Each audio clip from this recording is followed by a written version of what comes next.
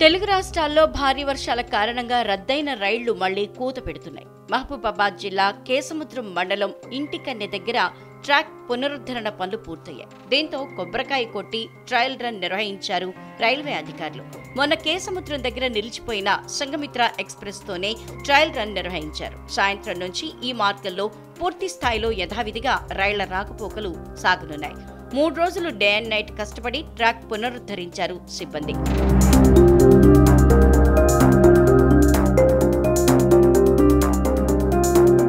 ఖమ్మం కాజీపేట మధ్య ఇంటికన్నె వాగు వద్ద రైల్వే ట్రాక్ కొట్టుకుపోవడంతో ఉత్తర దక్షిణ భారతదేశం మధ్య రాకపోకలకు తీవ్ర అంతరాయం ఏర్పడింది. పలు రైళ్లను రద్దు చేశారు, మరికొన్నింటిని దారి మళ్లించారు.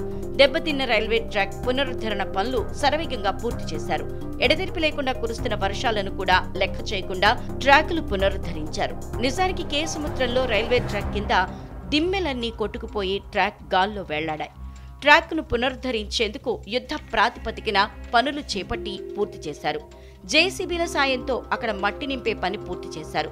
అటు విజయవాడ శివారు రాయన్నపాడులోనూ ట్రాక్ మరమ్మత్తు పనులు పూర్తి కావచ్చాయి.